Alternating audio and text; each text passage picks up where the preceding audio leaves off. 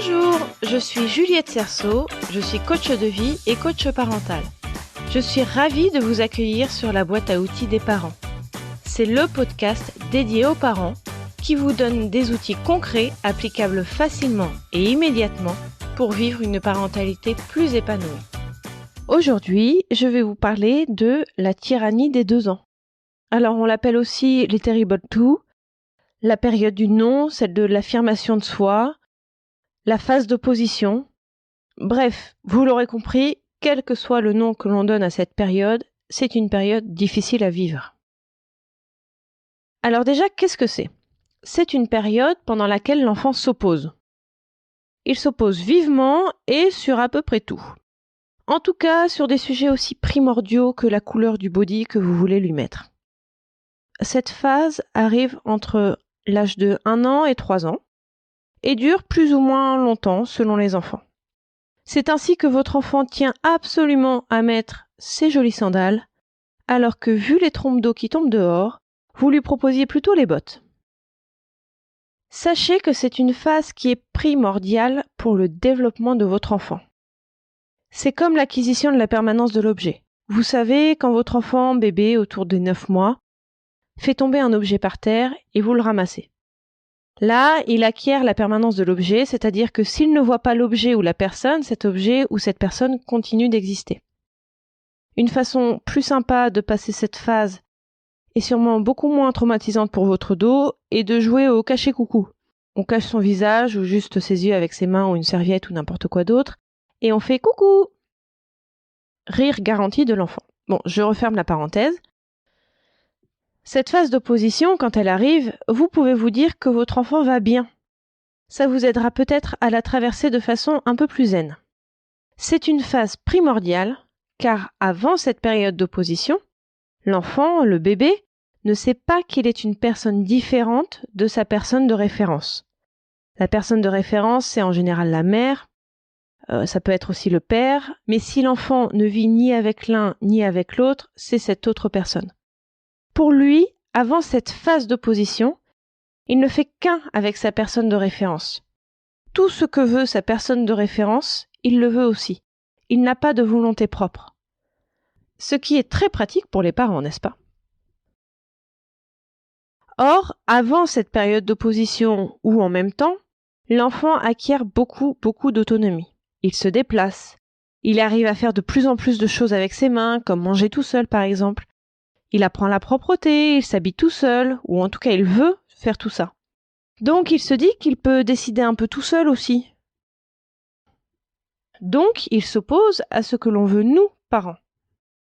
Et là, tout le monde en prend. Il n'y a pas que l'adulte référent à qui il s'oppose.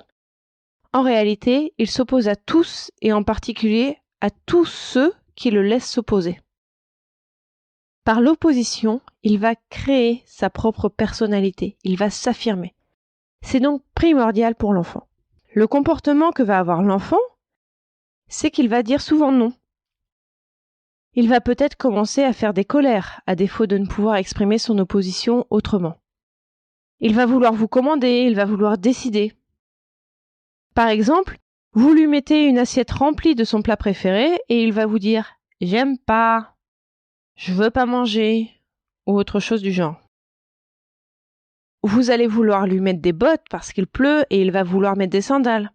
Vous allez vouloir lui mettre tel vêtement et il va vous dire non en se tortillant sur la table à langer de façon à ce que vous ne puissiez pas l'habiller, voire à enlever ses vêtements une fois mis. Ma fille refusait même que je mette de la musique dans la voiture. Cette opposition est plus ou moins difficile. Chez certains enfants, ça dure seulement quelques mois, un peu plus pour d'autres. Certains enfants vont faire des crises à répétition. Pour d'autres, ça va se passer plus en douceur. Il n'y a pas de règle. Comme d'habitude avec les enfants, me diriez-vous. Donc, comment fait-on pour passer cette période avec le plus de sérénité possible ? On se rappelle que c'est une étape essentielle du développement de son enfant et que c'est une preuve concrète que votre enfant va bien. Donc à chaque moment difficile, on se dit « mon enfant va bien ». Parce que c'est quand même très rassurant pour nous parents de savoir que notre enfant va bien, même si la conséquence est que c'est insupportable. Ensuite, on s'oppose à l'opposition. Et ça, c'est crucial pour les années qui vont suivre. Si on cède trop facilement, trop souvent, on va habituer notre enfant à ce qu'il décide de tout. Si, quand on l'habille et qu'il ne veut pas mettre les vêtements qu'on a choisis, on peut lui donner le choix entre 2 tenues, par exemple. Dans ce cas, tout le monde est gagnant. L'enfant a choisi sa tenue et vous l'avez habillé. Quand il veut mettre ses sandales alors qu'il pleut, il faut lui expliquer que les sandales c'est non aujourd'hui parce qu'il pleut. Quand il pleut, on met des bottes. Par contre, un autre jour, on pourra mettre les sandales. Quand il ne veut pas manger son plat préféré qu'on lui a préparé avec amour, on lui explique que ce qu'il y a à manger ce soir, c'est ça. Et s'il ne veut pas le manger, ok, on va pas le forcer à manger. Mais dans ce cas, il n'y a rien d'autre à manger. Pas de yaourt, pas de fruits, pas de gâteau, pas de bonbons.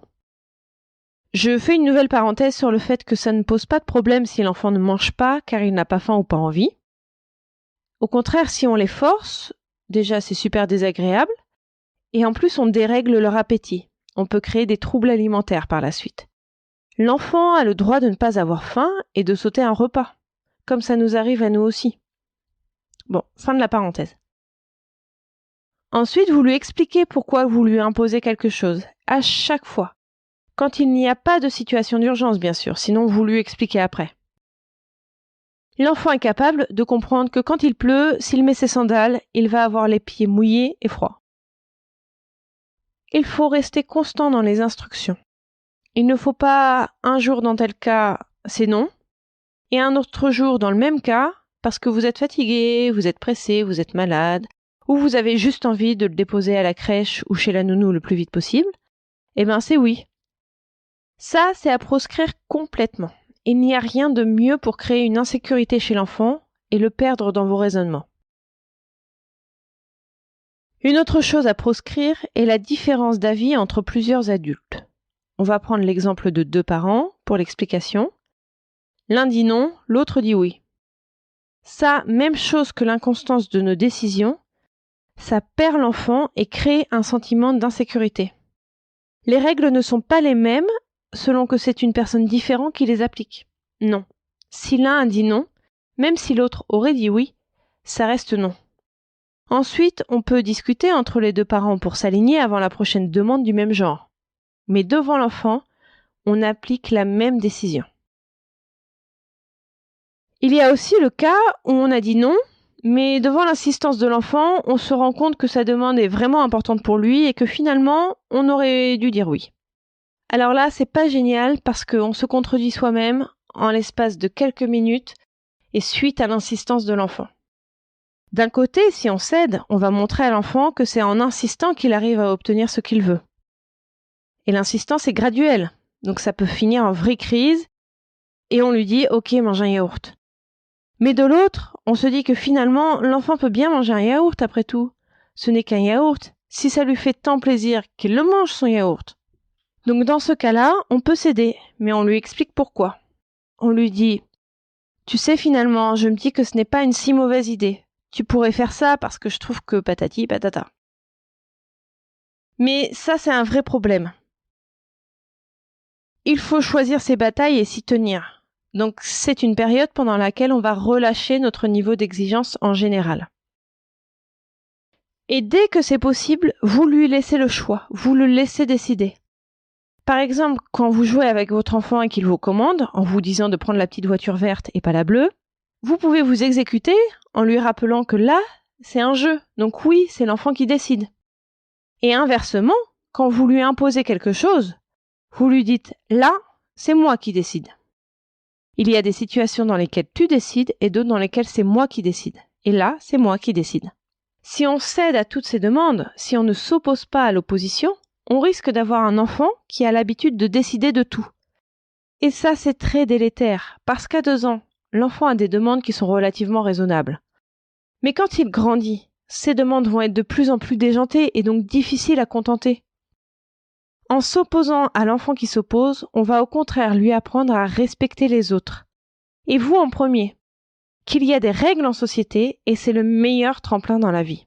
Ne serait-ce qu'à l'école, respecter ses camarades, les adultes qui l'encadrent, etc., etc. Je vous invite également à écouter ou à réécouter l'épisode 3 qui est porté sur la crise de l'enfant. Donc, pour récapituler, cette phase est cruciale pour les enfants, ce qui est très bon signe. On se le rappelle à chaque fois que c'est difficile. On ne lâche rien, on reste ferme et calme. On lui explique nos décisions. On reste constant dans nos décisions, que ce soit avec nous-mêmes dans un court laps de temps, ou un autre jour, ou alors que ce soit avec quelqu'un d'autre. User de ruse dès que l'on peut, en lui laissant le choix quand c'est possible. Il faut lui expliquer que dans certaines situations, c'est le parent qui décide, et que dans d'autres, c'est l'enfant qui peut décider. Et on lui donne de l'amour et encore de l'amour. Vous retrouverez toutes les notions utiles sur le site internet BAO comme boîte à outils, baodesparents.com. N'hésitez pas à vous inscrire à la newsletter pour être notifié des nouveaux épisodes chaque semaine. Si vous avez aimé cet épisode, n'hésitez pas à me le faire savoir en déposant un avis 5 étoiles sur la plateforme de podcast que vous utilisez. C'est le meilleur moyen de me soutenir et de permettre à d'autres auditeurs de trouver ce podcast plus facilement. Vous pouvez aussi me suivre sur Instagram sur le compte BAO des parents et j'ai également une page Facebook qui s'appelle La boîte à outils des parents. Enfin, sachez que si vous voulez progresser encore plus vite et de façon plus juste et efficace, je propose un accompagnement de coaching personnalisé, que ce soit du coaching de vie ou du coaching parental. Vous trouverez toutes les informations sur le site baodelesprit.com. À mardi prochain!